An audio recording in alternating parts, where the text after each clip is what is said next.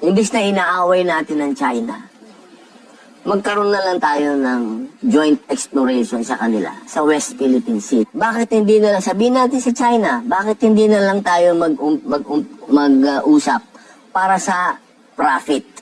Huwag na muna natin pag-usapan ng teritoryo. Kasi hindi tayo magkakaintindihan dyan, di ba? Ang pag-usapan natin, yung kita. Magmuskito ka na dyan, bumutas ka na dyan, hindi naman natin kaya. Wala naman tayong kakayahan para bumutas, ma'am. Wala pa tayong kahit anong equipment dito para tayong bumutas. Ang China, sigurado, meron yan. E di tsaka tayo maghati. Kung ano ba gusto ng China, dahil ikaw ang namuhunan, o di kung gusto mo, 60 sa'yo, 40 sa amin. Basta, pagkakitaan na natin siya.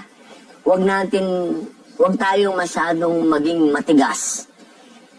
Kung ang kumakalam naman na yung mga sikmura ng taong bayan. Di ba? Mahirap maging matapang masyado lang gutom ka. Kasi yung katapangan na yun, nagiging pangsiraulo na yun.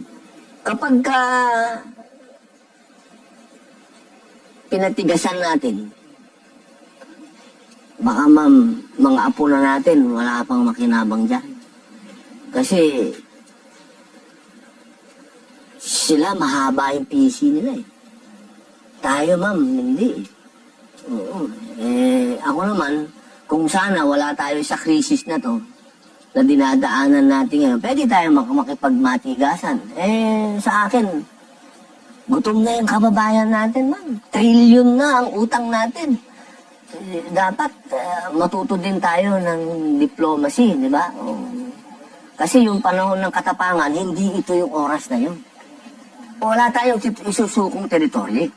Never. Huwag natin gagawin yon. Sa profit lang. Parang nagnegosyo lang tayong dalawa, ma'am. O sige, ano lang tayo dyan, butas tayo dyan, ha? O basta yung kita dyan, dahil ikaw namuhunan, 60 sa'yo, 40 sa akin. Ganon. Bakit tayo yung 40? Wala naman tayong puhunan.